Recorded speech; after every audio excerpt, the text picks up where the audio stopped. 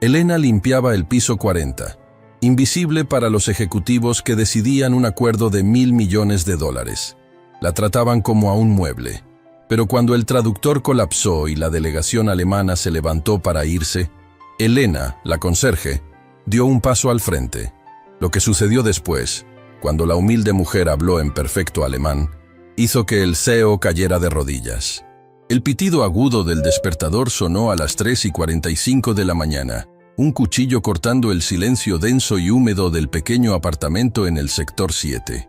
Para Elena Sánchez, de 30 años, ese sonido no era un despertar, sino la continuación de una vigilia que duraba ya 3 años. Se levantó de la estera en el suelo, cuidando de no hacer ruido. A su lado, en la única cama de la habitación, dormía su universo. Mateo. Mateo, de 8 años, respiraba con un silbido suave, casi imperceptible. Era el sonido de una válvula pulmonar fallida. Elena se acercó y, en la penumbra grisácea que entraba por la ventana rota y tapada con plástico, observó el pecho de su hijo subir y bajar. Vio el leve tinte azulado en sus uñas, un recordatorio constante de que el oxígeno no era un regalo, sino un lujo que apenas podían permitirse. A su lado, un nebulizador barato, comprado de segunda mano, zumbaba rítmicamente. Elena besó la frente de Mateo, sintiendo el calor pegajoso de la fiebre baja, que nunca lo abandonaba del todo. «Resiste un poco más, mi amor. Mamá va a conseguir el dinero». Era una mentira, y ambos lo sabían. Se movió en silencio por el espacio de 20 metros cuadrados que era su hogar. Se lavó la cara con agua fría del grifo del fregadero que también servía de lavabo. El olor a Vicks VapoRub de su hijo se mezclaba con el penetrante olor a lejía, cloro, que emanaba de su propio uniforme de limpieza, colgado y listo. Esos eran los 2 olores de su vida, enfermedad y amoníaco. Se vistió, recogió su cabello oscuro en un moño apretado y metió en su bolso sus únicas posesiones de valor: una foto arrugada de Mateo sonriendo y un termo abollado con café recalentado. Mientras esperaba el autobús de las 4:15 de la mañana en la esquina oscura, Elena cerró los ojos y, como hacía cada mañana, su mente escapó. No estaba en una calle peligrosa de un barrio olvidado. Estaba en Heidelberg, Alemania. Podía oler la lluvia sobre el río Neckar, sentir el peso de los libros de filología germánica bajo el brazo. Podía oír la voz del profesor Dieter, elogiando su tesis sobre la sintaxis de Rilke. «Frau Sánchez», le había dicho, «usted no traduce palabras, usted traduce el alma». La doctora Minoa. Elena Sánchez, la filóloga prodigio que a los 24 años era la traductora estrella de conferencias europeas, había muerto el día que huyó de la crisis en su país natal. Murió cuando su esposo, también académico, la abandonó al recibir el diagnóstico de Mateo. Murió cuando la burocracia migratoria de este nuevo país redujo su doctorado de Heidelberg a papel sin valor. Ahora era solo Elena, la conserje. El autobús frenó bruscamente, sacándola de su ensoñación. Subió, invisible entre las otras sombras con uniformes que se dirigían a limpiar la ciudad de los ricos. A las 5 de la mañana, Elena pasó su tarjeta por el torniquete de servicio de la Torre Balbuena. El vestíbulo era una obscenidad de riqueza. Un océano de mármol negro veteado que se extendía hasta donde alcanzaba la vista, bajo un techo de 10 metros del que colgaba una escultura de bronce que, según había oído, costaba más que la cirugía de Mateo. Su trabajo era mantener ese océano impecable. Era una batalla contra la entropía, contra la evidencia misma de que los humanos existían. Su carrito de limpieza era su puesto de mando. Mientras pulía el logotipo de bronce de Balbuena Logistics en la pared, el CEO, Ricardo Balbuena, pasó junto a ella. Eran las 6:30 de la mañana. Él siempre llegaba temprano, un hombre joven, de unos 35 años, que había heredado el imperio, pero no la suerte de su padre. Llevaba un traje de $5.000 que parecía arrugado por la ansiedad. Pasó tan cerca que Elena pudo oler el aroma caro y rancio de su colonia y el café de la noche anterior. Él no la vio. Nunca la veía. Para él, ella era parte del mármol. Elena sabía, por los fragmentos de conversaciones que recogía de las papeleras de las oficinas, que la empresa se ahogaba. Ricardo Balbuena había apostado fuerte en los mercados asiáticos y había perdido. La única salvación, La única tabla en este naufragio corporativo era una fusión, una absorción por parte del gigante logístico alemán, el Grupo Schmidt. Hoy era el día D. La delegación alemana llegaba a las 9 de la mañana para la reunión final de la fusión de $1.000 millones. Elena subió en el ascensor de servicio, un cubículo de metal sin ventanas, hasta el piso 40, la suite ejecutiva. El aire aquí era diferente, filtrado, silencioso. La alfombra era tan gruesa que ahogaba el sonido de su carrito. Su primera tarea era la sala de conferencias principal.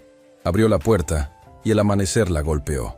La pared oeste era un ventanal inmenso que mostraba la ciudad despertando. La mesa de caoba pulida, larga como un barco, reflejaba las nubes rosas como un espejo oscuro. Empezó su rutina. Pulir la mesa, vaciar las papeleras, limpiar el vidrio. Mientras limpiaba, la puerta de la sala se abrió de golpe. Era Ricardo Balbuena. Estaba pálido, más que de costumbre, y sostenía su teléfono como si fuera una granada. «¿Qué quieres decir con que está en el hospital?», gritó al teléfono. «Un aneurisma. Tenía que estar aquí en 2 horas». Brenner era el único traductor certificado para este nivel de negociación. Elena se congeló en la esquina, junto a las cortinas, esperando volverse invisible. «No me importa», gritó Ricardo, caminando como un animal enjaulado. «¿Inglés? Wolfgang Schmidt se niega a negociar en inglés. Lo considera una falta de respeto. Quiere negociar en su lengua materna o no hay trato. Consíganme a alguien. No me importa si tienen que sacarlo de la embajada. Quiero un traductor alemán de nivel C2 en esta silla en 1 hora». Colgó con un gruñido y golpeó la mesa de caoba con el puño. Elena pudo ver el miedo puro bajo su ira. El hombre estaba al borde del abismo. «Ich könnte das tun», pensó Elena para sí misma. Podría traducir esta reunión con los ojos cerrados. La ironía era tan amarga que casi se ahoga con ella. Ricardo finalmente pareció notar su presencia. No la miró, sino al carrito de limpieza. «¡Salga!», espetó. «Necesito pensar». «Sí, señor», murmuró Elena, retrocediendo y cerrando la puerta con cuidado. Se dirigió al cuarto de suministros al final del pasillo. Un armario sin ventanas lleno de productos químicos. Era su refugio. Se sentó en un balde volteado. Eran las 8 de la mañana. Sacó su teléfono. Un nuevo mensaje. Esta vez era la doctora Fernández, la cardióloga de Mateo en el hospital público. «Elena, acabo de revisar los nuevos ecocardiogramas. La válvula pulmonar está fallando más rápido de lo que pensábamos. Ya no estamos hablando de 2 semanas. Necesitamos operar esta semana o entrará en fallo cardíaco irreversible. Lo siento». El teléfono se deslizó de sus manos temblorosas. Esta semana, el aire pareció desaparecer del pequeño armario. Sintió que las paredes se cerraban sobre ella. $150.000. Necesitaba $150.000 en cuestión de días. Sintió las náuseas, el pánico frío. Apoyó la cabeza en la pared fría, respirando el olor a lejía, intentando no gritar. La puerta del armario se abrió de golpe, inundando el espacio con la luz del pasillo. Eran Javier y Martín, los 2 vicepresidentes jóvenes, con sonrisas burlonas. Siempre la encontraban en sus momentos más bajos. «Ah, mira, Javier, es la Ceni, escondida en su calabaza», dijo Martín, con una risa hueca. Javier, con su traje impecable y su reloj de oro brillando, ni siquiera la miró. Hablaba con Martín como si ella no estuviera allí. Es patético, ¿verdad? Toda esta tensión por los alemanes. Ricardo está a punto de tener un infarto. ¿Viste su cara cuando le dijeron lo del traductor? Creí que iba a llorar.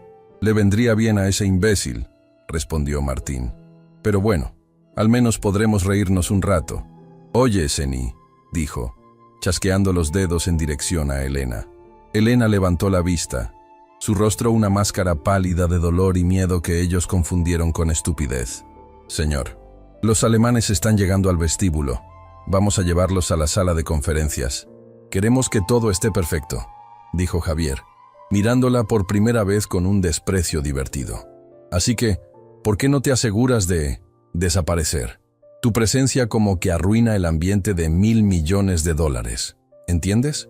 Elena apretó la mandíbula. El dolor por Mateo era tan agudo que la humillación apenas dolía. Era solo ruido de fondo. Sí, señor. ¿Y lleva café?, añadió Martín como una ocurrencia tardía. Un montón. Los alemanes beben como si no hubiera un mañana. Y asegúrate de que esté caliente. Odio el café tibio. Elena asintió. Se levantó del balde y salió del armario, empujando su carrito. A las 9 de la mañana en punto, la delegación alemana salió del ascensor principal.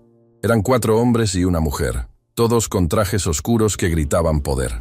Liderándolos estaba Herr Wolfgang Schmidt, un hombre de unos 60 años, alto, con cabello plateado y una expresión de severidad absoluta. Ricardo Balbuena fue a recibirlos, su sonrisa forzada y sudorosa. Herr Schmidt, willkommen, es un honor. Schmidt lo miró fríamente y dijo algo en alemán a su asistente, quien luego tradujo. Herr Schmidt aprecia la bienvenida. Está ansioso por comenzar. El tiempo es valioso. Por supuesto, dijo Ricardo, guiándolos hacia la sala de conferencias. Javier y Martín se apresuraron a abrir las puertas. Justo a tiempo, Zeni, susurró Javier maliciosamente cuando vio a Elena esperando junto a la puerta de servicio con una pesada bandeja de plata llena de tazas de porcelana y una jarra humeante de café. Entra después de nosotros. Elena observó cómo entraban. Ricardo, sudando visiblemente. Los alemanes, impasibles. Javier y Martín, tratando de parecer importantes. La sala se llenó. Ricardo carraspeó. Caballeros, señora, antes de comenzar, debo informarles que nuestro traductor principal, el señor Brenner, ha sufrido una emergencia médica de última hora. La expresión de Herr Schmidt se oscureció. Dijo algo en alemán, su voz dura como el granito.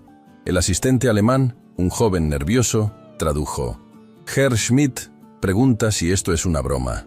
No, en absoluto, tartamudeó Ricardo. Estamos localizando un reemplazo de la embajada ahora mismo. Mientras tanto, mi vicepresidente, Javier, habla un inglés funcional y... Herr Schmidt levantó una mano, silenciándolo. Dijo, en un inglés muy acentuado y glacial. No, negociamos en alemán o no negociamos. Es protocolo, es respeto. Si no pueden manejar un simple traductor, ¿cómo manejarán mi logística? Volveremos en 30 minutos. Si no hay un traductor de nivel de negocios aquí, tomaremos el primer vuelo de regreso a Múnich. El ultimátum resonó en la sala. Los alemanes comenzaron a recoger sus carpetas. El rostro de Ricardo se descompuso en puro pánico. La fusión, su compañía, su legado, todo se evaporaba. Por favor, Herr Schmidt, suplicó Ricardo. Fue entonces cuando Martín, tratando de intervenir para salvar el día, se movió bruscamente hacia atrás para hablar con Javier. No vio a Elena, que estaba parada en silencio, sosteniendo la pesada bandeja de café, justo detrás de él. El codo de Martín golpeó la bandeja con fuerza. El mundo pareció detenerse. La bandeja de plata volcó. Tazas de porcelana se estrellaron contra el suelo de mármol. Y 1 litro de café hirviendo se derramó, salpicando la alfombra, los zapatos de Javier y, lo peor de todo, cayendo en cascada sobre los pantalones de traje de $1000 de Herr Wolfgang Schmidt. Hubo un grito ahogado. Schmidt saltó de su silla con un rugido de dolor y furia, limpiándose el café de las piernas. Ricardo Balbuena palideció hasta un tono enfermizo. Javier y Martín se quedaron congelados de horror. Y en medio del caos, la culpa, como siempre, encontró al objetivo más fácil. ¡Estúpida!, gritó Javier, girándose hacia Elena, su rostro rojo de ira. «¡Mira lo que hiciste! ¡Incompetente! Casi quemas al cliente», añadió Martín, señalándola con un dedo acusador. «Estás despedida. Largo de aquí». Herr Schmidt, furioso, secándose los pantalones con una servilleta, ladró algo en alemán a sus asistentes. Elena lo entendió perfectamente. «¡Un circo! Esto es un circo de incompetentes. Nos vamos ahora mismo». La delegación alemana se dirigió enojada hacia la puerta. El acuerdo de $1.000 millones estaba muerto. El futuro de Ricardo estaba muerto. Elena se quedó allí, arrodillada en el suelo, rodeada de porcelana rota y café caliente, con las manos temblando, las lágrimas de humillación finalmente brotando. La habían acusado de un desastre que no provocó. La habían despedido. Y su hijo se moría. Fue en ese instante, en el punto más bajo de su existencia, que algo dentro de ella se rompió. La doctora Sánchez, enterrada durante tanto tiempo, emergió. Se limpió las lágrimas con el dorso de su mano sucia. Se levantó lentamente y entonces habló. Su voz, clara y firme, cortó el caos de la habitación.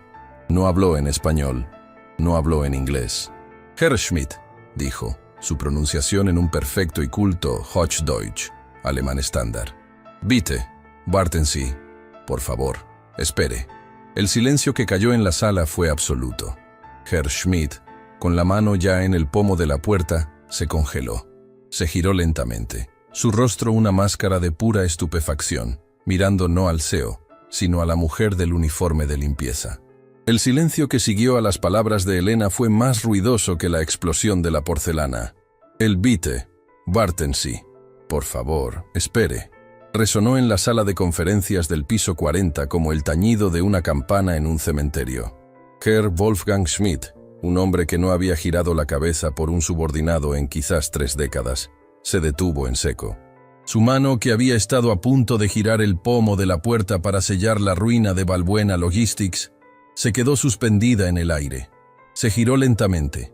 Su mirada, de un azul glacial, barrió la sala, pasando por encima del rostro pálido y sudoroso de Ricardo Valbuena, ignorando a los 2 vicepresidentes congelados por el pánico, y aterrizó, con una incredulidad casi cómica, en la figura arrodillada junto al charco de café. Elena Sánchez, la conserje, la mujer invisible. «¿Was haben Sie gesagt?», preguntó Schmidt, su voz baja y incrédula. «¿Qué ha dicho usted?». Javier, recuperando el aliento antes que nadie, vio esto como una afrenta final. «Te dije que te largaras», le gritó a Elena, dando un paso amenazante hacia ella. «No solo eres una incompetente, ahora estás loca. Seguridad. Que alguien llame a... Schweigen». Silencio. El rugido de Herr Schmidt no fue dirigido a Elena, sino a Javier. El vicepresidente se cayó en mitad de la palabra, su rostro enrojecido por la furia, ahora congelado por la sorpresa. Elena se limpió las manos, manchadas de café, en el delantal de su uniforme. Con una dignidad que parecía completamente fuera de lugar, se puso de pie. No miró a Javier ni a Martín. Sus ojos, oscuros y profundos, se fijaron directamente en el inversor alemán.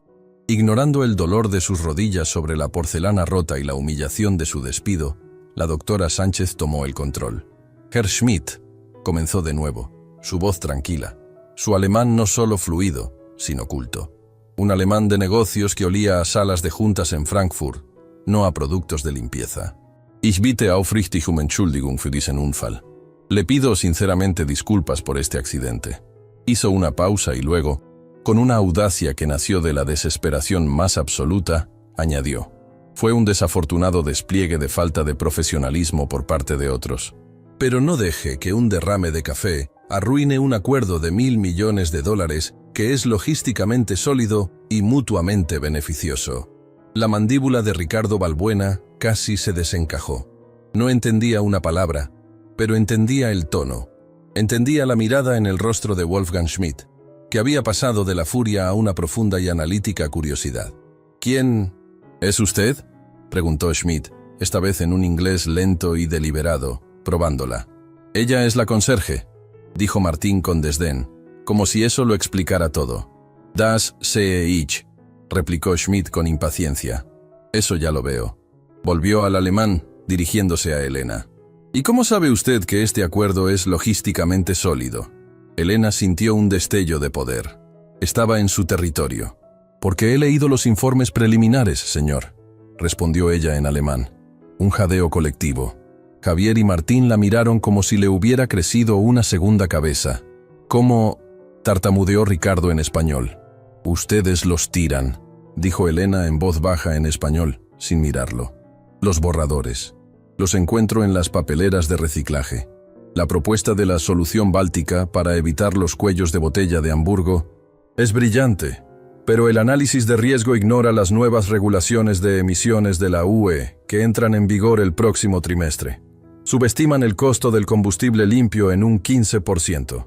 Ricardo Valbuena la miró fijamente. Había pasado los últimos 2 meses en reuniones con analistas de McKinsey que le habían costado $500,000. y ninguno había mencionado las regulaciones de emisiones. Wolfgang Schmidt sonrió.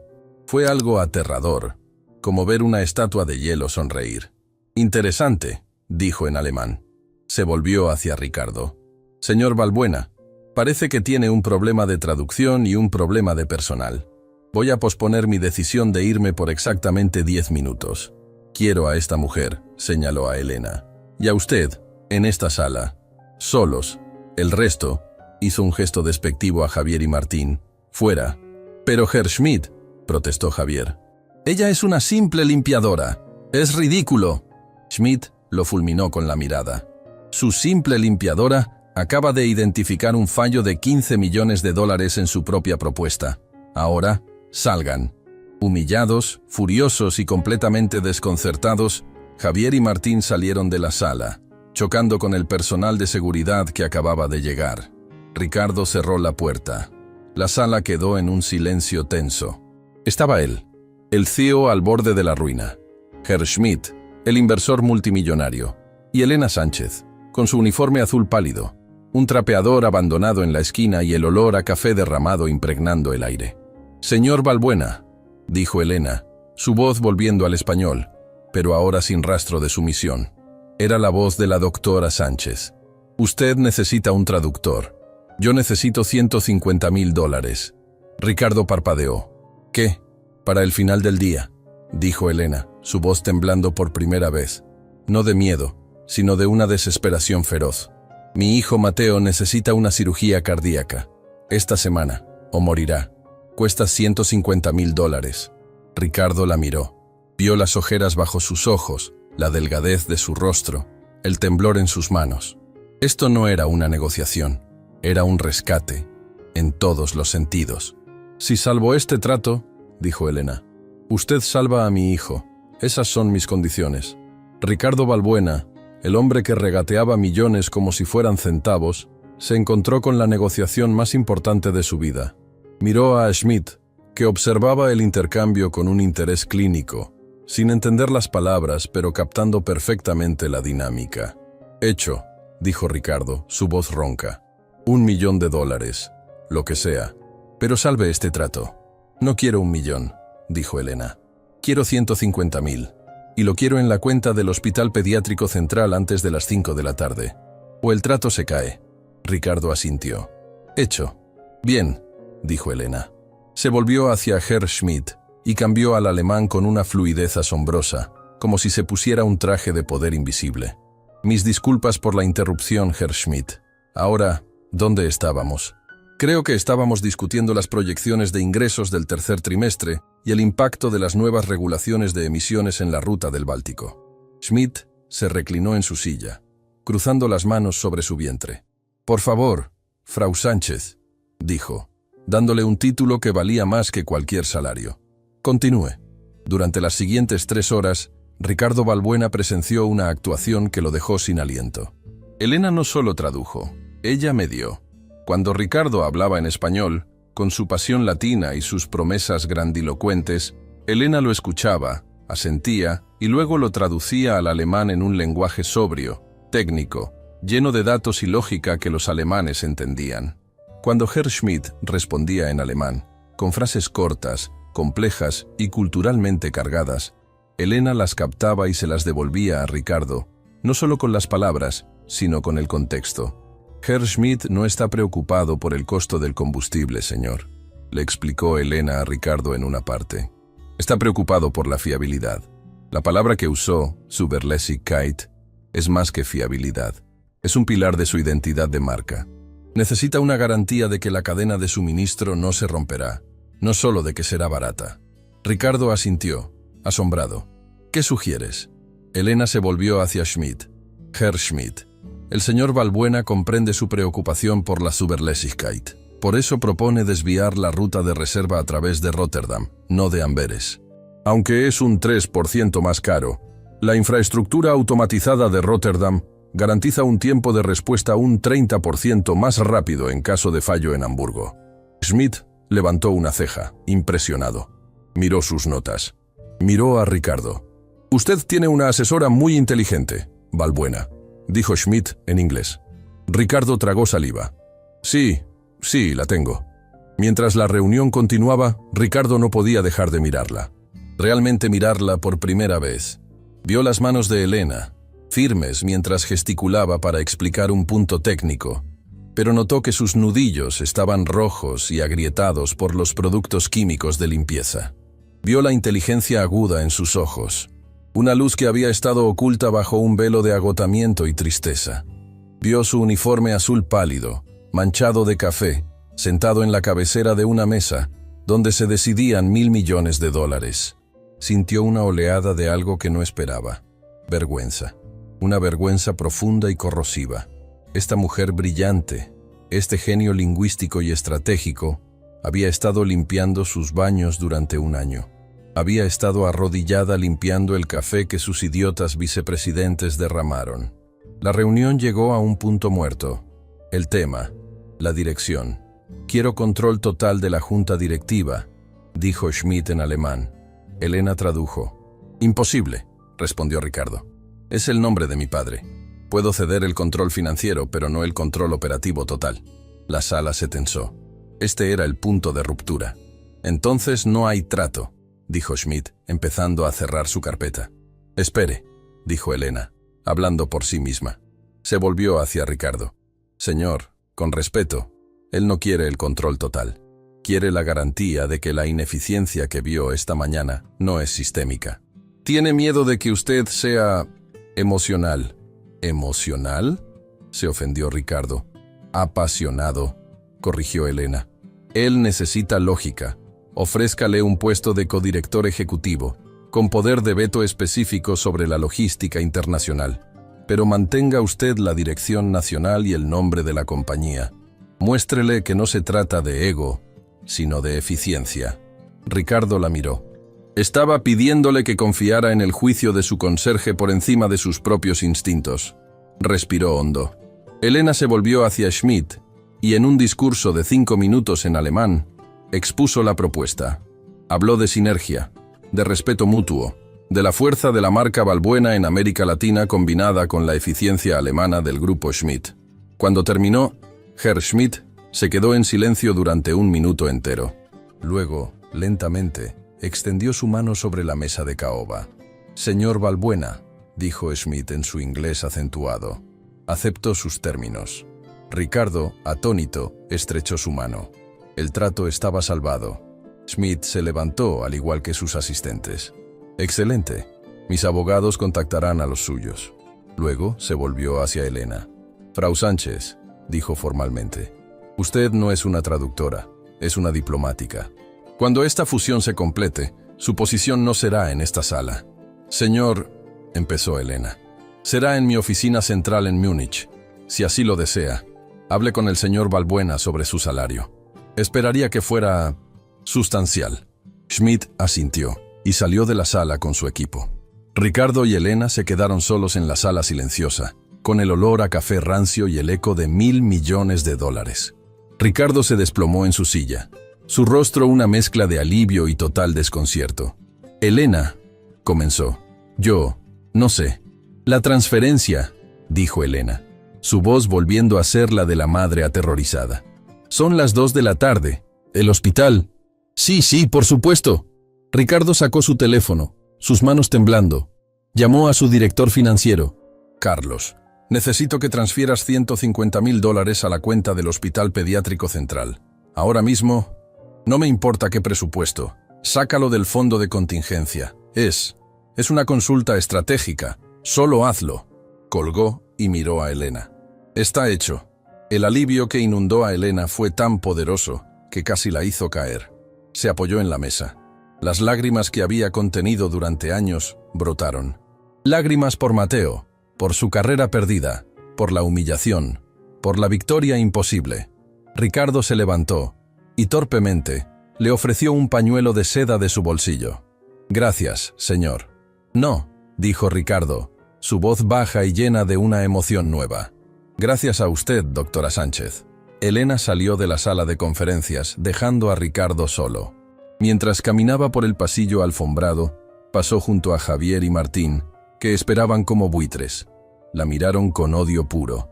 Te crees muy lista, ¿no, Ceni? Siseó Javier, bloqueándole el paso. Con permiso, señor, dijo Elena, tratando de rodearlo. Él la agarró del brazo, su agarre firme y doloroso. No sé qué brujería hiciste ahí dentro, pero esto no ha terminado. Disfruta tu momento, porque te vamos a destruir. A ti. Su voz bajó a un susurro venenoso. Y a ese niño enfermo tuyo. Elena se quedó helada. ¿Cómo sabían de Mateo? Oímos tu llamada esta mañana, sonrió Martín. Qué triste. Sería una lástima que algo le pasara a tu dinero, o que el hospital tuviera un problema administrativo. El teléfono de Elena vibró. Era el hospital. Señora Sánchez, soy la doctora Fernández.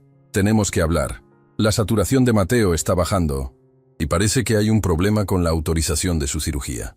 El eco de las botas caras de Javier y Martín sobre el mármol se desvaneció, dejándola en un silencio que era peor que sus gritos. Elena se quedó paralizada en el pasillo, con la mano de Javier aún ardiendo en su brazo. Sus palabras resonaron en su mente. Te vamos a destruir, a ti y a ese niño enfermo tuyo. Un miedo más frío y profundo que el pánico a la pobreza la inundó. No era una amenaza vaga, era específica. El teléfono en la mano de Elena vibró con violencia. Vio el nombre doctora Fernández en la pantalla parpadeante. Sus dedos, temblando tanto que apenas podía acertar al botón, respondieron la llamada. Doctora Fernández, susurró. Elena, gracias a Dios. La voz de la cardióloga sonaba tensa, al borde del pánico. No sé qué está pasando. Estábamos preparando a Mateo para la preautorización de la cirugía, pero algo está mal, muy mal. El corazón de Elena se detuvo. ¿Mal? ¿Cómo? ¿Es Mateo? ¿Empeoró? Está estable por ahora, pero su saturación bajó al 82%. Lo estamos llevando a la UCI pediátrica como precaución, dijo la doctora, su voz profesional quebrándose. Pero ese no es el problema principal. Elena, ¿alguien llamó al hospital? ¿Quién llamó?, preguntó Elena, aunque ya sabía la respuesta. El aire del pasillo del piso 40 se sentía denso, irrespirable. Un hombre que dijo ser del departamento de cumplimiento de Valbuena Logistics. Dijo que su póliza de empleada, la básica que tiene, está bajo revisión por actividades fraudulentas y que cualquier procedimiento mayor para sus dependientes queda congelado hasta nuevo aviso. Elena, están bloqueando la cirugía. Intenté explicarles que esto es una emergencia, no un procedimiento electivo, pero colgaron. ¿Qué está pasando? ¿Tuviste algún problema en el trabajo? Elena se apoyó contra la pared de madera de cerezo. Las piezas encajaron con una claridad brutal. Javier y Martín no habían perdido el tiempo. No solo estaban bloqueando el dinero que Ricardo había prometido, habían atacado su seguro existente. Habían usado su poder corporativo no solo para despedirla, sino para firmar la sentencia de muerte de su hijo. Qué lástima que algo le pasara a tu dinero. Un problema administrativo. El miedo se evaporó, reemplazado por una furia tan pura y blanca que quemó sus lágrimas. La doctora Sánchez, la madre, la leona, se enderezó. Ya no era la conserje. Se dio la vuelta, ignorando los protocolos, ignorando la jerarquía, e irrumpió de nuevo en la sala de conferencias sin tocar. Ricardo Valbuena estaba de pie junto al ventanal, de espaldas a la puerta, con las manos en los bolsillos, sin duda saboreando la victoria de $1.000 millones. El olor a café derramado aún impregnaba el aire. Señor Valbuena. Su voz no era la de una empleada. No era suplicante. Era dura como el acero. Ricardo se sobresaltó y se giró. Vio la expresión en el rostro de Elena y su alivio se desvaneció. ¿Elena? ¿Qué sucede? ¿Fue al hospital? Le dije que... Sus vicepresidentes, lo interrumpió ella, caminando directamente hacia él. Sus zapatos gastados haciendo un sonido sordo sobre la alfombra cara. Están saboteando la cirugía de mi hijo. En este preciso instante. Ricardo parpadeó, confundido. ¿Qué? ¿Javier y Martín? Imposible. Son idiotas, arrogantes, pero no harían eso. Acaban de amenazarme en el pasillo, dijo Elena, su voz baja y temblando de ira contenida. Me dijeron que me destruirían a mí y a mi niño enfermo. 1 minuto después, mi doctora llamó. Alguien de su departamento de cumplimiento llamó al hospital y congeló mi seguro, alegando fraude. Mi hijo está siendo trasladado a la UCI en este momento porque no pueden autorizar la cirugía. La cara de Ricardo pasó de la confusión a la incredulidad y luego a una ira oscura. Entendió las implicaciones. No era solo crueldad. Era un ataque directo a él, a su autoridad. Habían desafiado su promesa. ¿Dónde están?, gruñó. Salió de la sala de conferencias como un toro. Elena lo siguió de cerca. El pasillo del piso 40, que minutos antes había sido el escenario de su triunfo, ahora estaba lleno de susurros. Ejecutivos menores y secretarias se habían asomado a sus cubículos, atraídos por el drama anterior. Ahora, ver al CEO salir furioso con la conserje a sus talones era un espectáculo que nadie quería perderse. «¡Javier! ¡Martín!», rugió Ricardo. Su voz retumbó en el espacio silencioso. Las puertas de la oficina de la esquina se abrieron. Javier y Martín salieron, sus rostros aún con la arrogancia de quienes creen haber ganado. Intercambiaron una mirada burlona cuando vieron a Elena detrás de Ricardo. «¿Sí, Ricardo? ¿Algún problema?», dijo Javier fingiendo inocencia. «¿Ya te deshiciste de la estafadora?». «¿Qué hicieron?», preguntó Ricardo, su voz peligrosamente tranquila. «Hicimos lo que tenías que haber hecho tú», dijo Martín, dando un paso adelante. Ahora se sentía valiente, con el público del pasillo observando. «Despedimos a la conserje incompetente que casi arruina el trato del siglo. Estábamos redactando el informe de la llamada al hospital», lo cortó Ricardo. La llamada de cumplimiento para bloquear el seguro de su hijo. El destello de pánico en los ojos de Javier fue casi imperceptible, pero Elena lo vio. Ricardo también. Javier se recuperó rápidamente, cambiando su estrategia de defensa a ataque. Se rió, una risa seca y condescendiente. «¿Has eso? ¿Todavía sigues con esa historia?», dijo Javier, mirando a Elena con desprecio. «Ricardo, por favor, ¿realmente te creíste ese cuento de hadas?». «¿De qué estás hablando?», dijo Ricardo. «Estoy hablando de ella», exclamó Javier, señalando a Elena con un dedo acusador. El volumen de su voz subió, asegurándose de que todos en el pasillo pudieran oír. «De la estafadora que acabas de dejar entrar en tu cabeza». Elena sintió que todas las miradas se clavaban en ella. La humillación era ahora un espectáculo público. «Ricardo, piénsalo», continuó Javier, caminando alrededor de Elena como un abogado interrogando a un testigo hostil. Una conserje, una don nadie. De repente, habla alemán de negocios. De repente, conoce los detalles de un acuerdo de $1.000 millones. Y de repente, necesita exactamente $150.000 para un hijo enfermo. El murmullo en el pasillo creció. Tenía sentido. Era demasiado conveniente.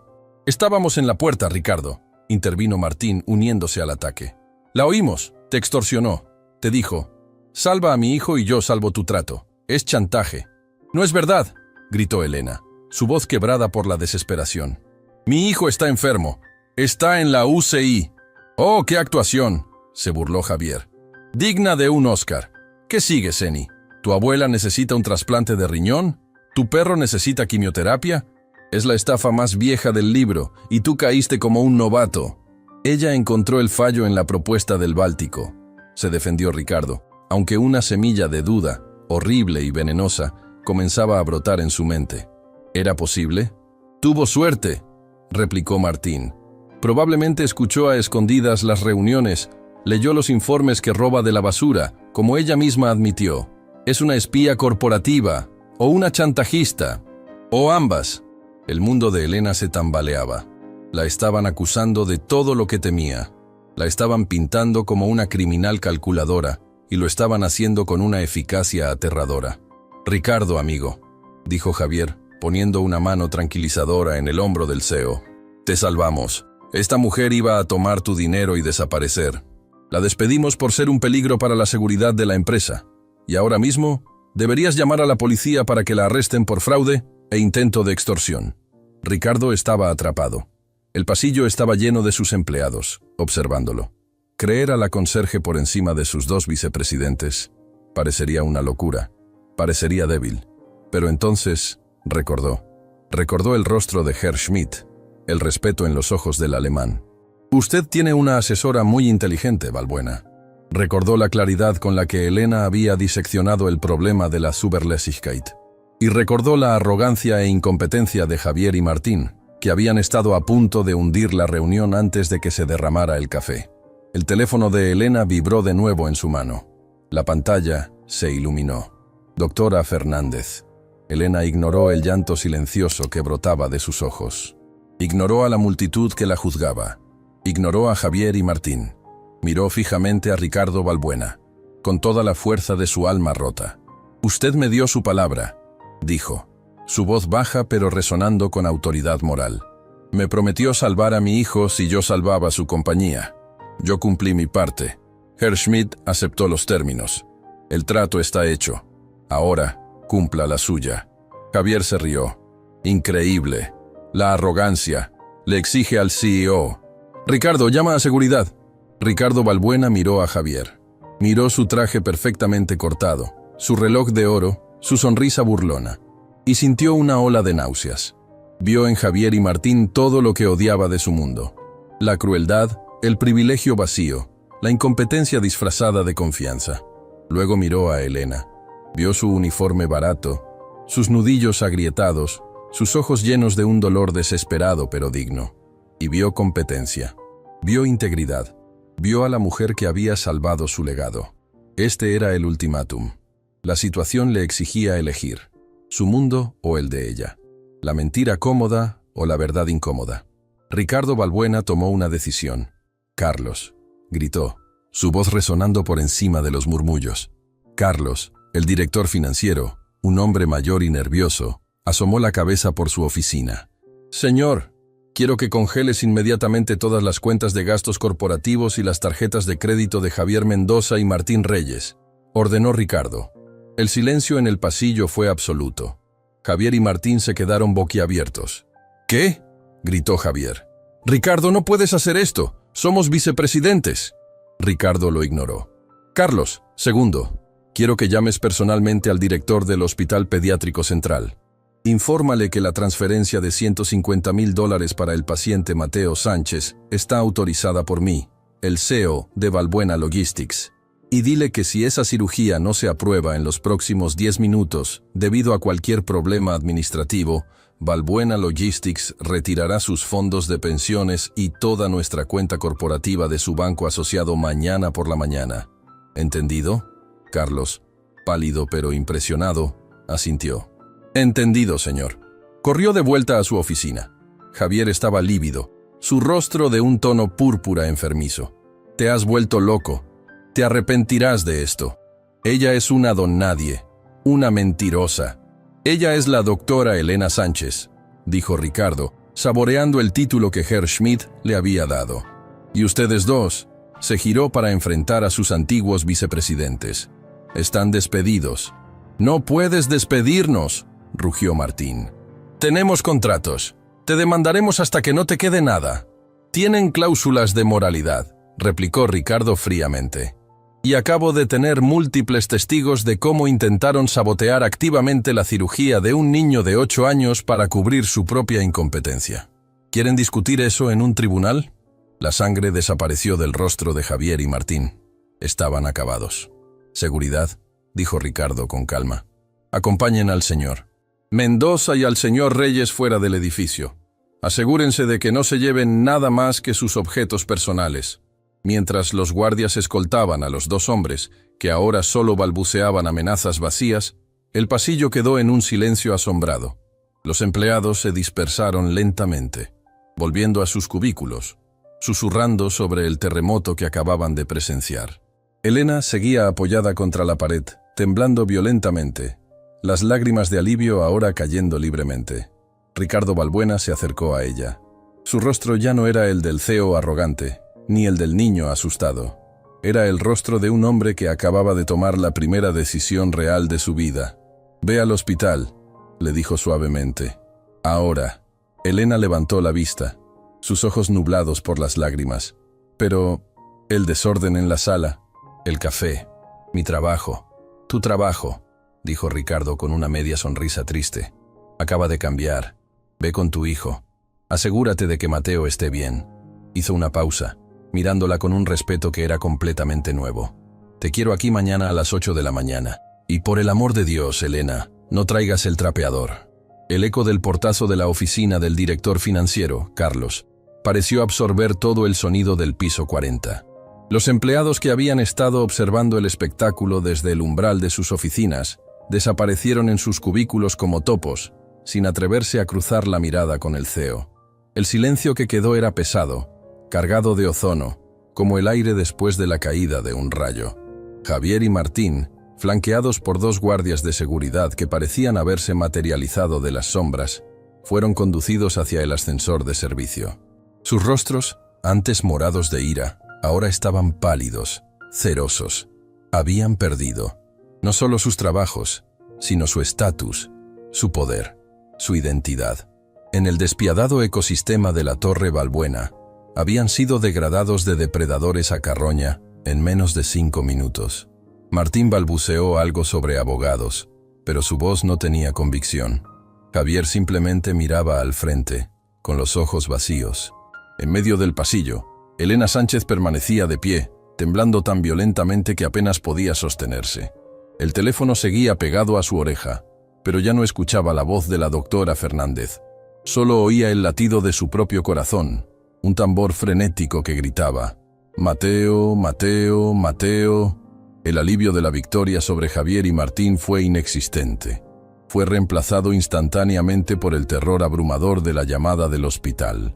Ricardo Balbuena, que había estado observando la salida de sus vicepresidentes con una satisfacción glacial, se giró. La dureza en su rostro se desvaneció cuando vio el estado de Elena. Ella no estaba triunfante. Estaba rota. «El hospital», susurró ella, su voz desgarrada. No era solo el seguro. La doctora dijo que su saturación bajó. 82%. Lo están llevando a la UCI. La palabra UCI golpeó a Ricardo. Entendía lo que significaba. Dijeron que no pueden autorizar. Elena tragó saliva, incapaz de terminar la frase. El miedo de que la transferencia de Ricardo no llegara a tiempo, de que la burocracia del hospital fuera más lenta que la enfermedad de su hijo, la estaba ahogando. «Vamos», dijo Ricardo. No fue una pregunta. Agarró su saco del respaldo de una silla. No cogió su maletín. No llamó a su secretaria. Agarró el brazo de Elena, esta vez no con violencia, sino con una urgencia protectora. «¿Qué, señor?», balbuceó Elena. «Vamos al hospital, ahora. Mi coche». La arrastró, literalmente, hacia el ascensor privado del CEO. Elena, con su uniforme manchado de café y sus zapatos gastados, entró en la cabina de acero pulido y madera de nogal. Era la primera vez que pisaba ese ascensor. «Señor, no puedo», empezó ella, pensando en su carrito, en la mancha de café en la alfombra, en las reglas. «Elena», dijo Ricardo, presionando el botón del sótano con tanta fuerza que casi lo rompe. «Tu trabajo como conserje terminó hace 1 hora. Tu nuevo trabajo, tu único trabajo ahora mismo, es ser la madre de Mateo. Y mi trabajo es asegurarme de que tengas un hijo al que cuidar». El ascensor descendió en un silencio vertiginoso. Elena se miró en el espejo pulido. Vio a una mujer aterrorizada, despeinada, con manchas de lágrimas secas mezcladas con el café derramado. A su lado, el hombre más poderoso de la ciudad la miraba con una intensidad feroz que no tenía nada que ver con los negocios. Las puertas se abrieron en el garaje privado, un espacio cavernoso y silencioso que olía a neumáticos caros y concreto frío. Ricardo la guió hacia un Mercedes negro brillante. Abrió la puerta del copiloto para ella. «Sube». Elena subió. El cuero frío se sintió extraño contra su uniforme húmedo. Ricardo rodeó el coche, entró y encendió el motor. El coche cobró vida con un rugido sordo y potente. Mientras salían disparados del garaje, pasando junto al guardia de seguridad que los miraba atónito, Elena volvió a llamar al hospital. «Doctora Fernández, soy yo, Elena Sánchez». «Elena, gracias a Dios». La transferencia aún no se refleja. El doctor Ruiz, el jefe de cirugía, está furioso. Dice que no puede reservar un quirófano basado en una promesa. Están hablando de trasladar a Mateo de vuelta al hospital público. «¡No!», gritó Elena, el pánico haciendo su voz aguda. «No pueden. El dinero está en camino. El CEO lo prometió». Ricardo, que estaba maniobrando agresivamente en el tráfico de media mañana, Escuchó el terror en su voz. Sin apartar la vista de la carretera, extendió la mano. «Dame el teléfono». Elena, confundida, se lo pasó. «¿Hola? ¿Quién habla?», dijo Ricardo. Su voz era puro hielo. «Soy la doctora Fernández, la cardióloga de Mateo Sánchez». «¿Quién es usted?». «Soy Ricardo Balbuena. Estoy en el altavoz con la señora Sánchez. Póngame con el administrador del hospital. O mejor, póngame con el doctor Ruiz. Ahora». Hubo un segundo de silencio atónito en la otra línea. «Un momento, señor Balbuena». Elena observaba a Ricardo. Conducía con una mano, sus nudillos blancos por la fuerza con que agarraba el volante, mientras sostenía el teléfono con la otra. Estaba rompiendo todas las leyes de tráfico, pero su rostro estaba completamente tranquilo, concentrado. Una nueva voz, masculina y severa, sonó en el teléfono. «Habla el doctor Ruiz». «¿Con quién tengo el honor?». «Doctor, mi nombre es Ricardo Balbuena, CEO de Balbuena Logistics», dijo Ricardo, su voz suave pero con un filo mortal. «Entiendo que hay un problema administrativo con la cirugía de Mateo Sánchez». «Señor Balbuena, es un placer», dijo el doctor, su tono cambiando instantáneamente a uno más servil. «Mire, no es un problema, es un asunto de protocolo. Necesitamos la confirmación de los fondos. Una cirugía de esta magnitud requiere... Doctor, ¿sabe usted con qué banco trabaja su hospital? El Banco Comercial del Norte, ¿correcto? Sí, así es. Nuestros fondos de dotación están... Mis fondos de pensiones corporativos también», lo cortó Ricardo. «Unos 30 millones de dólares, si no me equivoco. Además de mi cuenta personal y la línea de crédito principal de mi empresa. Balbuena Logistics es probablemente el cliente más grande de su banco». El silencio en el teléfono fue total. Elena se tapó la boca con la mano. «Así que aquí está lo que va a pasar, doctor Ruiz», continuó Ricardo, tomando una curva cerrada que hizo chillar los neumáticos. «Mi director financiero, Carlos, ya transfirió los $150.000. Si esa transferencia no se refleja en su sistema en los próximos 5 minutos, si ese niño no está en la mesa de operaciones tan pronto como mi coche llegue a su puerta, le prometo que mañana por la mañana, cuando abra el periódico, leerá que Balbuena Logistics ha movido cada centavo de sus cuentas a un banco de la competencia. Y luego, llamaré a mis amigos en la Junta de Supervisión de Salud y preguntaré por qué el mejor hospital de la ciudad deja morir a un niño de 8 años por un protocolo. Señor Balbuena, yo no tenía idea», balbuceó el doctor. «Usted no tiene que tener idea, doctor. Usted tiene que operar. Estamos a 10 minutos. Prepare a su equipo». Ricardo no esperó respuesta. Colgó y le devolvió el teléfono a Elena. Ella lo miró, sin palabras. Acababa de presenciar una demostración de poder tan absoluta, tan despiadada, que era aterradora. Pero esa arma, por primera vez, no estaba apuntada hacia ella. Estaba siendo usada para defenderla. Llegaron al Hospital Pediátrico Central en un tiempo récord. Ricardo aparcó en la zona de «solo ambulancias», justo delante de la entrada de emergencias. Salió y le abrió la puerta a Elena. Corrieron hacia la entrada. Y fue allí donde Ricardo Balbuena experimentó su segundo gran shock del día. El piso 40 era un mundo de silencio y alfombras. La entrada de la UCI pediátrica era un mundo de caos y desesperación. El olor a antiséptico, miedo y café barato lo golpeó como una pared. La sala de espera estaba abarrotada de familias. Madres jóvenes con ojeras que parecían hematomas, llorando en silencio. Padres con la mirada perdida. Niños con vías intravenosas en sus pequeños brazos, viendo dibujos animados en una televisión vieja colgada en la esquina. Era ruidoso, era real. Era el mundo del que Elena venía cada mañana. Ricardo, con su traje de seda y sus zapatos italianos, se sintió completamente fuera de lugar. Vio cómo las otras familias miraban a Elena, a una de las suyas, y luego lo miraban a él, el extraterrestre, el invasor. Elena, la doctora. Fernández corrió hacia ellos. Su rostro estaba pálido de alivio. «Está hecho». El doctor Ruiz movilizó al equipo de cirugía en el momento en que colgó. «Nunca vi nada igual. Se lo están llevando al quirófano ahora mismo». Justo en ese momento, las puertas dobles de la UCI se abrieron. Una camilla pequeña salió, empujada por 2 enfermeros y el doctor Ruiz. «¡Mateo! gritó Elena.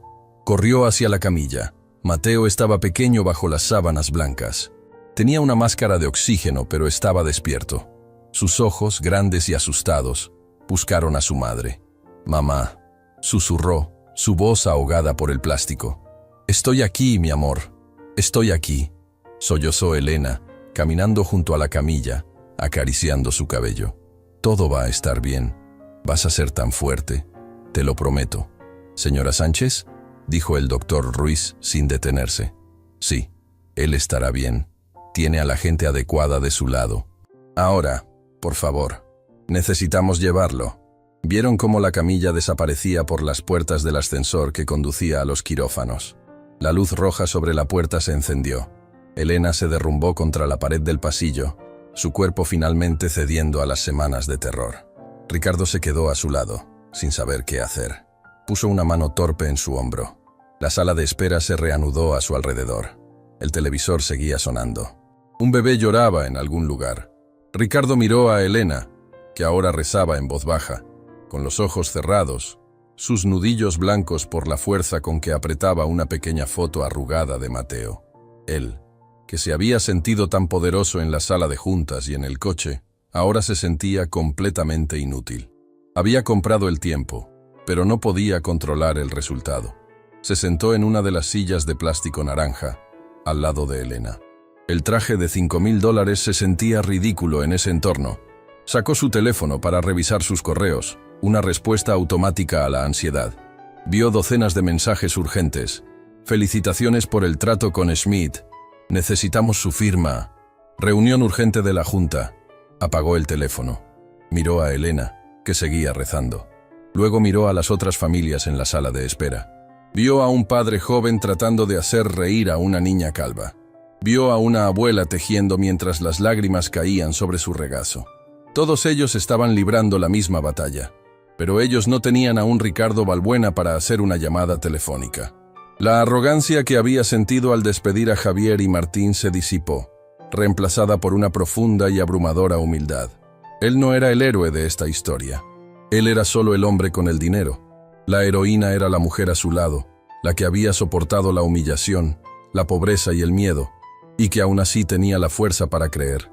Recordó a sus propios hijos, sanos, vivos, estudiando en el extranjero, gastando su dinero sin pensarlo, sin llamar en semanas. Sintió una punzada de un dolor tan agudo, una vergüenza tan profunda, que le cortó la respiración. Él lo tenía todo, y no tenía absolutamente nada. Pasó 1 hora, luego 2. Ricardo se levantó y le trajo a Elena un vaso de agua de un dispensador. Ella lo aceptó con una mano temblorosa, murmurando un «gracias». Pasaron 3 horas. 4. Elena se había quedado dormida, su cabeza cayendo sobre su pecho, agotada. Ricardo la observó. Vio las líneas de preocupación grabadas alrededor de su boca, incluso mientras dormía.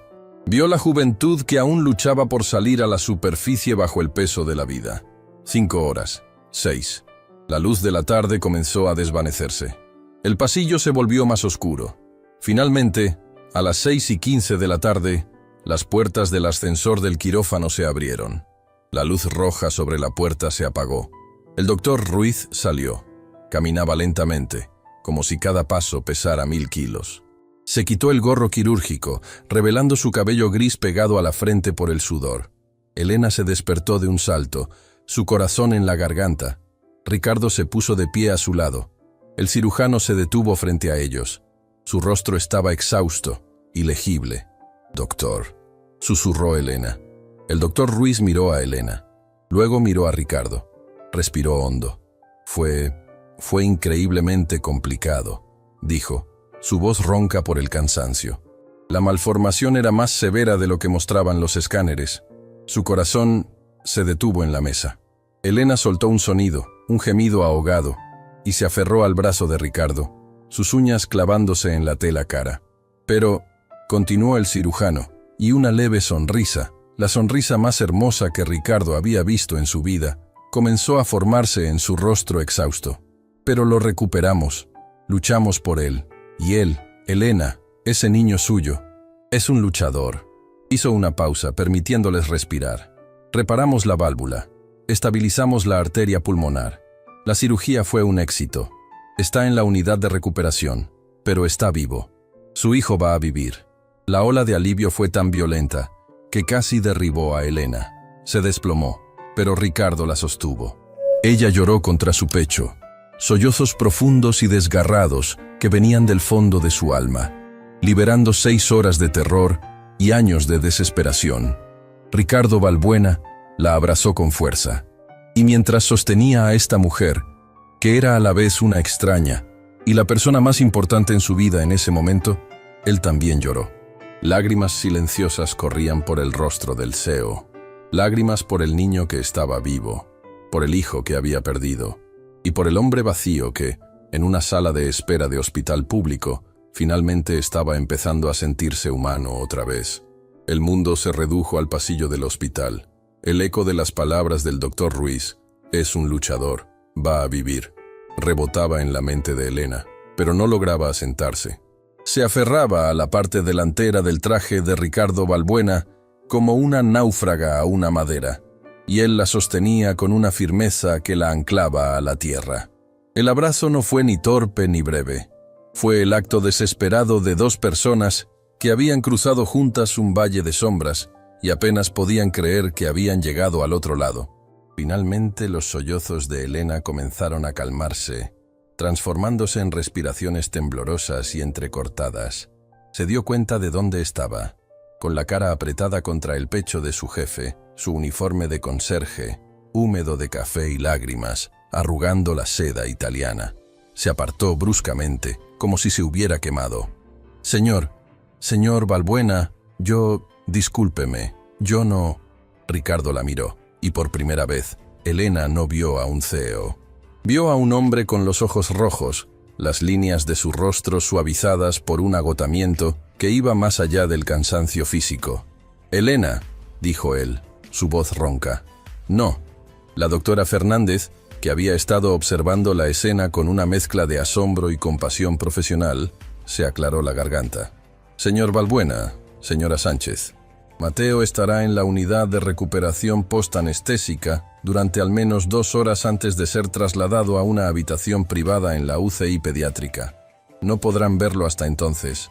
Es un área estéril». «¿Habitación privada?», susurró Elena confundida. Su seguro apenas cubría una cama en un pasillo. La doctora miró a Ricardo. «El doctor Ruiz», insistió, dadas las circunstancias. «Dijo que era lo menos que el hospital podía hacer». «Gracias, doctora», dijo Ricardo. Se volvió hacia Elena, quien parecía a punto de desmayarse ahora que la adrenalina la abandonaba. Estaba pálida. Sus manos temblaban visiblemente. «Usted necesita sentarse», dijo Ricardo. No era una sugerencia. «Doctora, ¿hay algún lugar?» «Síganme», dijo la doctora Fernández. «Tenemos una sala familiar privada. Está vacía esta noche». Los guió unos metros por el pasillo, hasta una puerta sin marcar. Era una habitación pequeña, diseñada para las peores conversaciones. Un sofá beige, una mesita, una máquina de café. La iluminación era suave, diseñada para atenuar el dolor. Era, irónicamente, la primera habitación tranquila en la que Elena y Ricardo habían estado juntos. «Les traeré café». «De verdad», dijo la doctora con una media sonrisa, y cerró la puerta, dejándolos solos. Elena se sentó en el borde del sofá, con las manos apretadas en el regazo, mirando la alfombra genérica. Ricardo permaneció de pie, un gigante incómodo en la pequeña habitación. Se quitó el saco, manchado por las lágrimas de Elena, y lo arrojó sobre una silla como si fuera un trapo sin valor. Se aflojó la corbata y se arremangó las mangas de la camisa. Caminó hacia la máquina de café, la estudió como si fuera tecnología alienígena, y de alguna manera logró hacer 2 cafés en vasos de poliestireno. Puso uno en la mesita frente a Elena. «Gracias», murmuró ella sin tocarlo. Se quedaron en silencio. El único sonido era el zumbido de un ventilador en el techo y el distante ding de los ascensores. Elena fue la primera en hablar, su voz apenas un susurro. «Señor Balbuena, sobre el dinero. Los $150,000. Sé que el trato se cerró. Trabajaré para usted. Limpiaré. Haré lo que sea. Se lo pagaré todo, cada centavo, aunque me lleve el resto de mi vida». Ricardo, que estaba a punto de tomar un sorbo de café, se detuvo. Bajó el vaso lentamente. Se sentó en la silla frente a ella, inclinándose hacia adelante, sus rodillas casi tocando las de ella. «Elena», dijo, y ella levantó la vista, sorprendida por el tono. «Míreme, por favor». Ella lo hizo. Sus ojos oscuros, hinchados por el llanto, se encontraron con los de él. «Primero», dijo él, «nunca más en su vida vuelva a hablar de pagarme. Lo que pasó hoy, esa transferencia fue el mejor dinero que he gastado en mi vida. Fue una ganga. Usted salvó una compañía de $1.000 millones. No me debe nada. Yo le debo a usted». «Pero...» «Segundo», la interrumpió, su voz más suave. «Necesito pedirle perdón». Elena frunció el ceño. «¿Perdón? ¿Usted? Usted me salvó la vida. Salvó a Mateo. Eso fue lo fácil, Elena. Eso fue solo firmar un cheque. Eso no fue nada». La culpa en el rostro de Ricardo era tan palpable que llenaba la habitación. «Tengo que pedirle perdón por lo que hice, o más bien, por lo que no hice, durante el último año. No entiendo.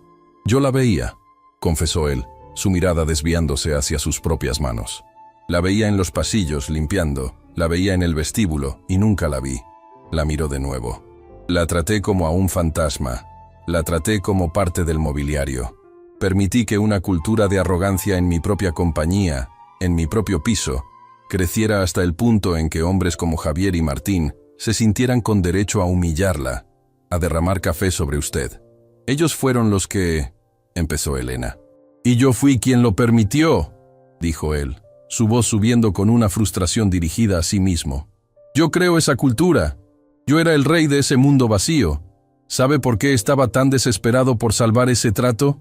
No era por el dinero. Es porque sin esa compañía yo no soy absolutamente nada». La confesión la dejó sin aliento.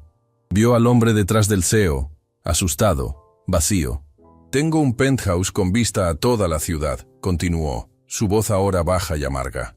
«Tengo coches que valen más que esta sala de hospital. Tengo 2 hijos, ¿sabe? De mi primer matrimonio. Están en internados en Suiza. Gastan en un mes lo que usted necesitaba para salvar la vida de Mateo. Y no he tenido una conversación real con ellos en más de 6 meses. Me envían correos electrónicos pidiendo más dinero. Eso es todo». «Ricardo», susurró ella, usando su nombre de pila por primera vez, sin darse cuenta. «Hoy», dijo él, «mientras estaba sentado en esa sala de espera durante 6 horas, sin mi teléfono, sin mis correos, sin nadie a quien dar órdenes. Fue la primera vez en 10 años que me sentí real. Vi a esas otras familias. Vi su dolor. Vi su miedo. Y me vi a mí mismo. Un cascarón vacío. Un hombre que lo tenía todo y no tenía absolutamente nada». Se inclinó aún más cerca. «Usted tiene más riqueza en sus nudillos agrietados de lo que yo he tenido en toda mi vida. Usted tiene a Mateo. Tiene un amor por él que es tan poderoso que la hizo enfrentarse a Wolfgang Schmidt. La hizo enfrentarse a mí.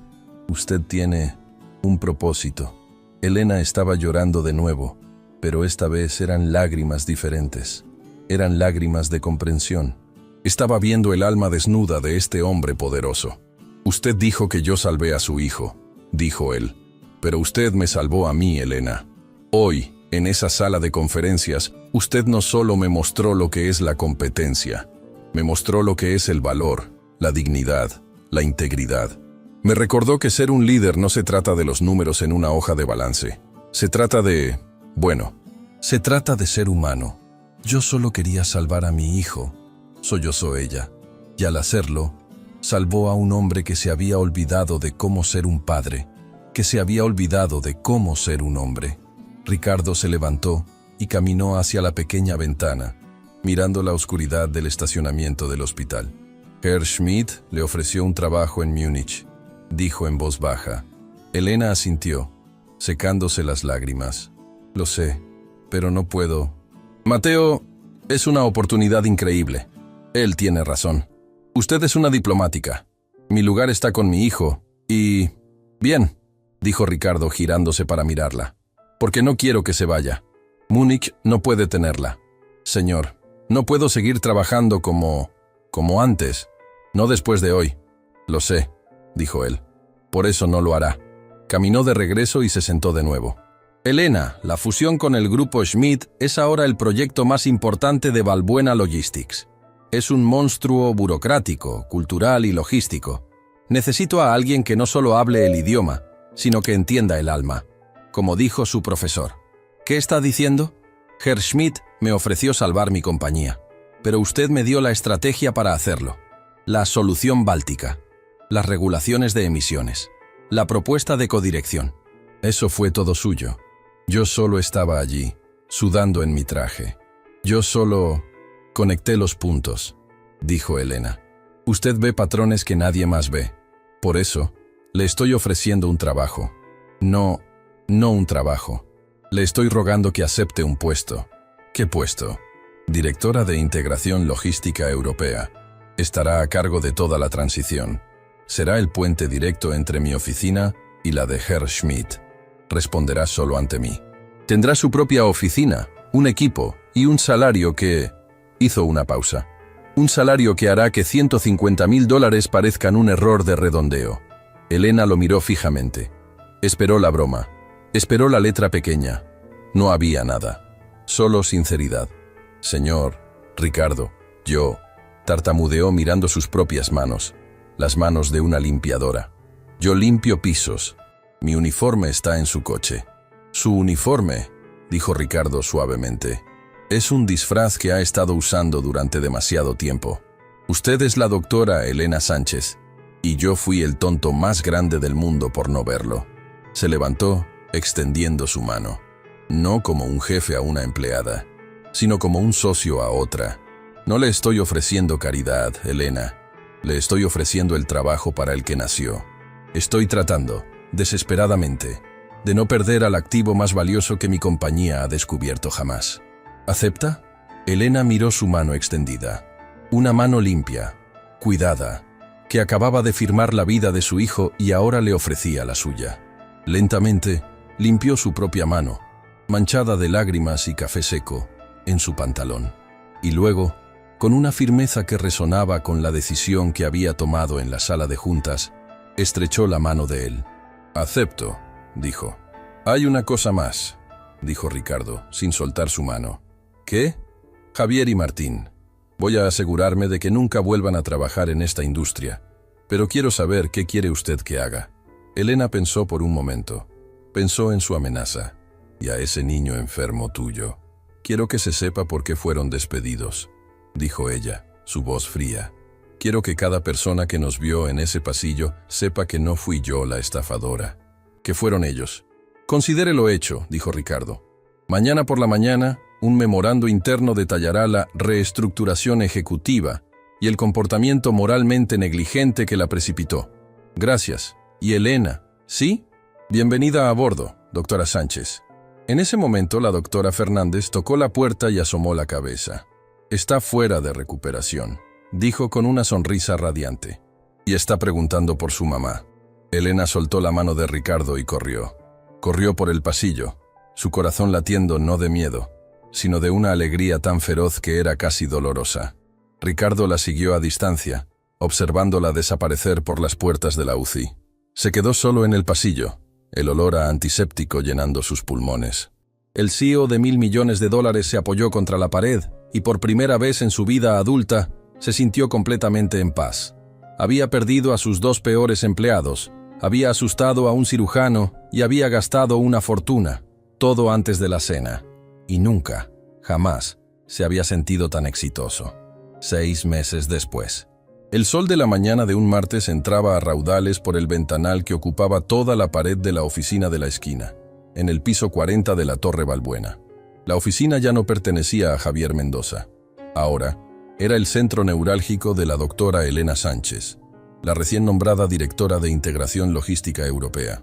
El espacio, que antes había estado decorado con un estilo masculino y agresivo, muebles oscuros, premios de golf y un minibar surtido, era ahora un oasis de calma y eficiencia minimalista. Las paredes eran de un blanco cálido, los muebles de maderas claras y líneas limpias. No había premios en las paredes, solo 2 cosas: un complejo diagrama de flujo logístico que mapeaba las rutas marítimas entre Hamburgo y Latinoamérica, y justo al lado, En un marco idéntico, un dibujo hecho con crayones de un niño sonriente, con un corazón rojo brillante en el pecho, firmado, para mamá, la mejor doctora. Con amor, Mateo. Elena estaba de pie frente a su escritorio, no con un uniforme azul pálido, sino con un elegante traje sastre de color azul marino. Su cabello, antes recogido en un moño funcional, caía suavemente sobre sus hombros. Estaba en medio de una videoconferencia, y la pantalla frente a ella mostraba a 3 miembros del equipo de Herr Schmidt, en Múnich. Un Deshalb, decía Elena, su alemán fluido y técnico llenando la oficina.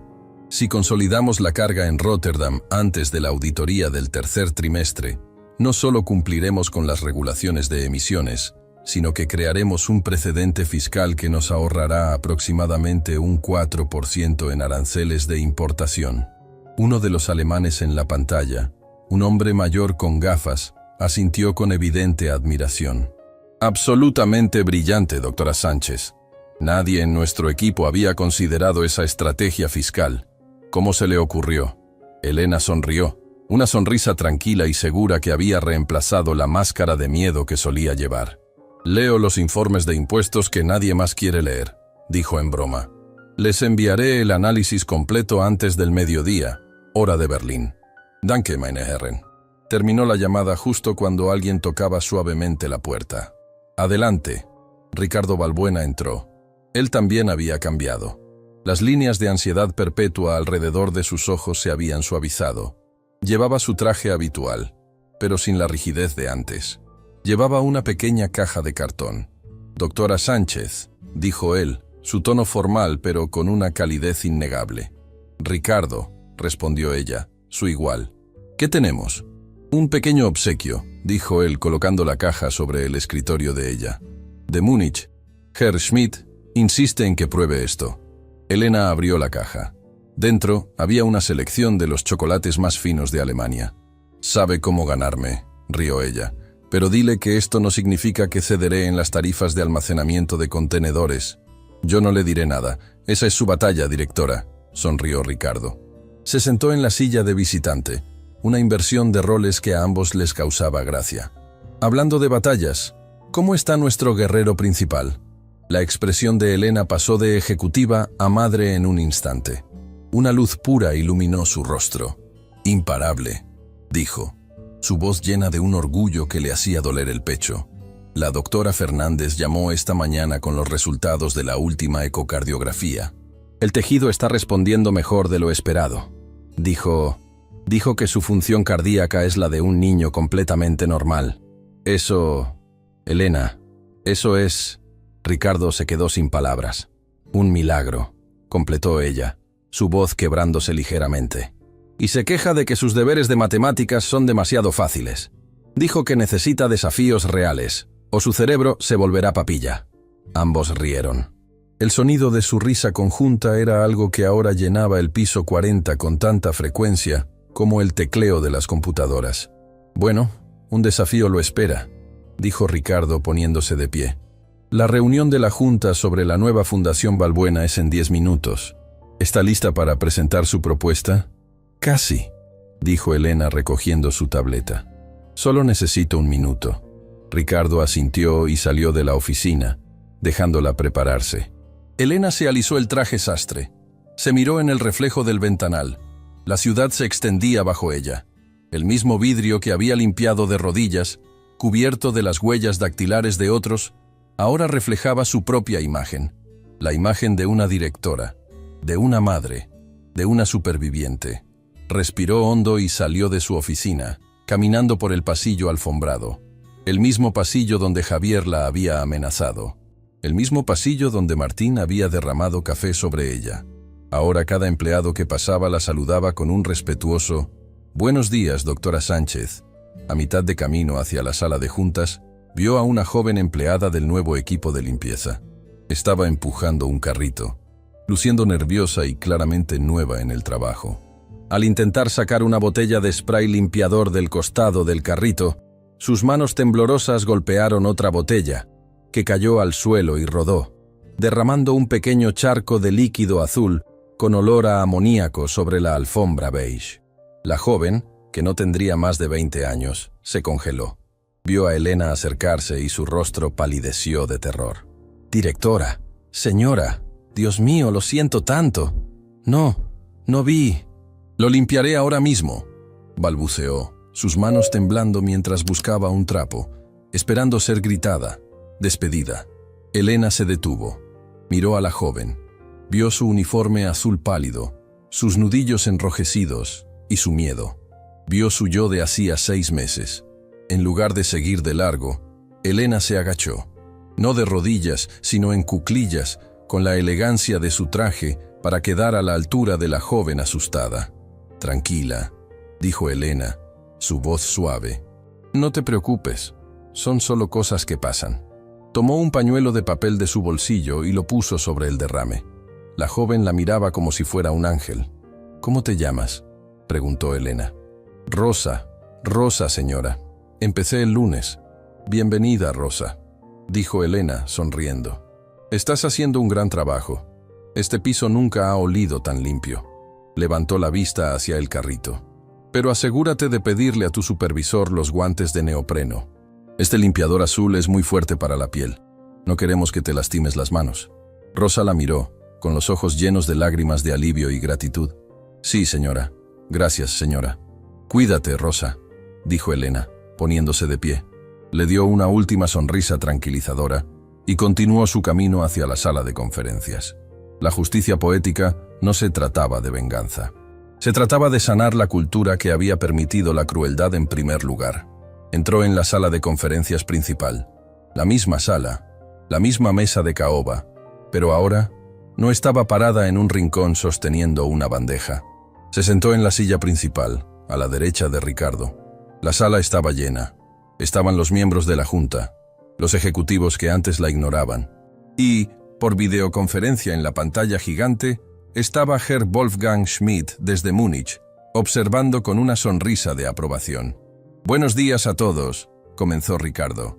«Como saben, los últimos 6 meses han sido la transición más fluida y rentable en la historia de esta compañía. La fusión está completa. Nuestras operaciones en Europa han superado las proyecciones en un 20%, y todo esto es gracias al liderazgo, la visión y la brillante estrategia de la persona que tengo a mi lado».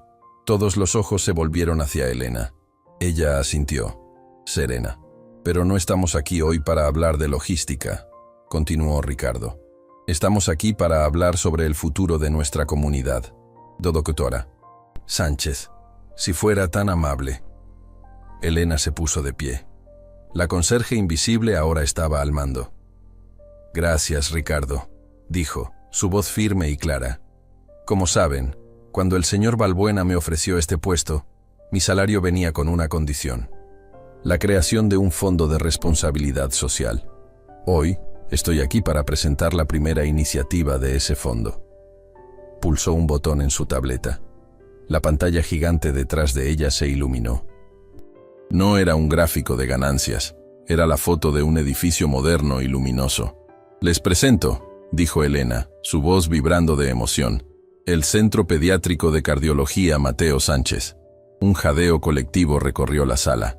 «El Hospital Pediátrico Central», explicó Elena, «salvó la vida de mi hijo, pero luchan con equipos obsoletos y falta de espacio.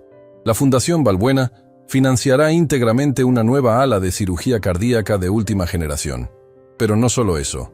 Cambió la diapositiva. Mostraba un diagrama de flujo. «También crearemos un fondo de becas. Un fondo para cubrir el costo total de la cirugía para 20 niños al año cuyas familias no tengan seguro. Y financiaremos 3 puestos de investigación en filología y traducción médica avanzada, para asegurar que ningún diagnóstico se pierda y que ninguna familia se sienta confundida, sin importar el idioma que hablen». Herr Schmidt, desde Múnich, comenzó a aplaudir lentamente. «Una propuesta magnífica, doctora Sánchez. El grupo Schmidt se enorgullece de igualar su contribución inicial al fondo de becas». La sala estalló en un aplauso atronador.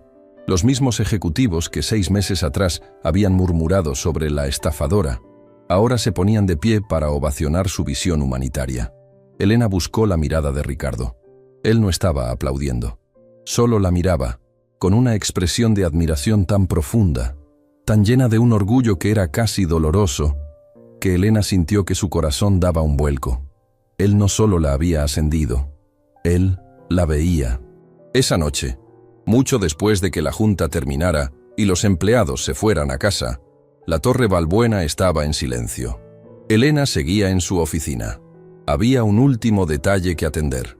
Estaba revisando el alta hospitalaria final de Mateo, asegurándose de que su plan de cuidados en casa fuera perfecto. Oyó unos pasos ligeros. Levantó la vista.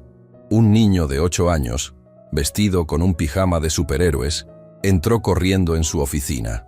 Tenía las mejillas rosadas, el cabello revuelto y una energía que vibraba. ¡Mamá! Mateo corrió a través de la lujosa oficina y se lanzó a sus brazos.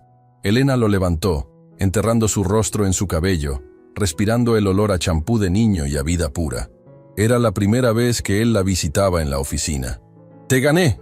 ¡Te gané!, gritó una voz detrás de él. Ricardo Balbuena entró, riendo, sin aliento. Se había quitado la corbata y llevaba a Mateo en hombros por el pasillo. «¡Mamá, mira!», dijo Mateo, retorciéndose en sus brazos. «El tío Ricardo me enseñó la oficina secreta de los servidores y dijo que si saco buenas notas en matemáticas me enseñará a programar». «¿Ah, sí?», dijo Elena, mirando a Ricardo por encima de la cabeza de su hijo. «¿Tío Ricardo?». «Él empezó», se defendió Ricardo, sonriendo. «Aparentemente, señor Balbuena es demasiado largo para alguien con tanta energía». Mateo se bajó de los brazos de Elena y corrió hacia el enorme ventanal, el mismo que su madre había limpiado, el mismo donde había visto su propio reflejo en traje sastre esa mañana. «¡Guau!», susurró Mateo, presionando sus manos contra el vidrio. «Se puede ver todo desde aquí. Todos los coches parecen hormigas». «Mamá, estamos en la cima del mundo». Elena caminó lentamente y se paró junto a su hijo. Puso una mano sobre su hombro, sintiendo los músculos fuertes y sanos bajo el pijama. «Sí, mi amor», susurró ella. «Es una vista increíble». Ricardo se acercó y se paró al otro lado de Mateo. No dijo nada, simplemente se quedó allí, junto a ellos. Elena sintió el calor de su presencia. Él no la tocó. No era el momento ni el lugar. Pero su proximidad era una promesa. El CEO que lo había perdido todo, la conserje que no tenía nada que perder, y el niño que casi lo pierde todo. Ricardo puso su mano sobre el otro hombro de Mateo. Los tres se quedaron allí, en silencio, mirando las luces de la ciudad que se extendían bajo ellos como una galaxia caída. El reflejo en el cristal ya no mostraba a un CEO arrogante y una limpiadora invisible. Mostraba a una directora brillante, a un hombre humilde y a un niño sano. Mostraba a una familia. «Mamá», dijo Mateo, rompiendo el silencio, su voz llena de asombro. «Tú solías limpiar este vidrio». Elena miró el reflejo de Ricardo, que la observaba con una ternura infinita. «Sí, mi amor», respondió ella, su voz firme y clara, sin rastro de vergüenza. «Lo limpiaba todos los días para que la gente que trabajaba aquí adentro pudiera tener una vista clara». Apretó el hombro de su hijo. «Y ahora», dijo, su sonrisa reflejada en el horizonte, «es nuestro turno de ver».